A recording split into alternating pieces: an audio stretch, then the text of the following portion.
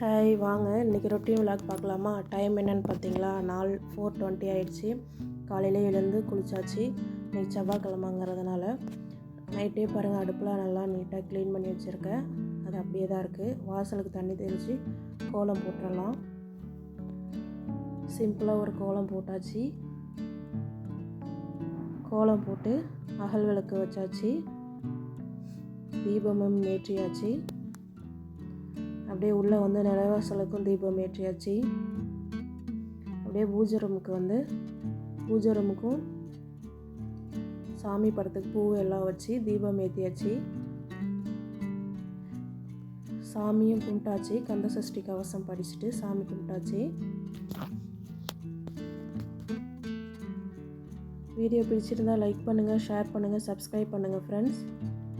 பாருங்கள், டிவியில் கந்த சஷ்டி கவசம் ஓடிட்டுருக்கு.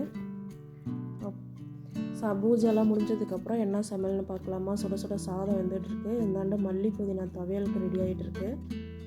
இந்த பக்கம் தக்காளி கடையல் ரெடி ஆகிட்டுருக்கு.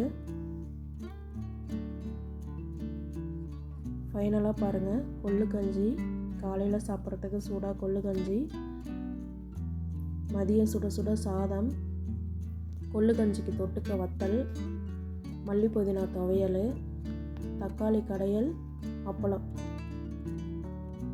ஃப்ரெண்ட்ஸ், இந்த வீடியோ பிடிச்சிருந்தது அப்படின்னா லைக் பண்ணுங்கள், ஷேர் பண்ணுங்கள், சப்ஸ்கிரைப் பண்ணுங்கள். தொடர்ந்து சப்போர்ட் கொடுங்க. Thank you friends. இதில் ஏதாவது பிழை இருந்தாலும் கமெண்ட் பண்ணுங்கள். தேங்க்யூ.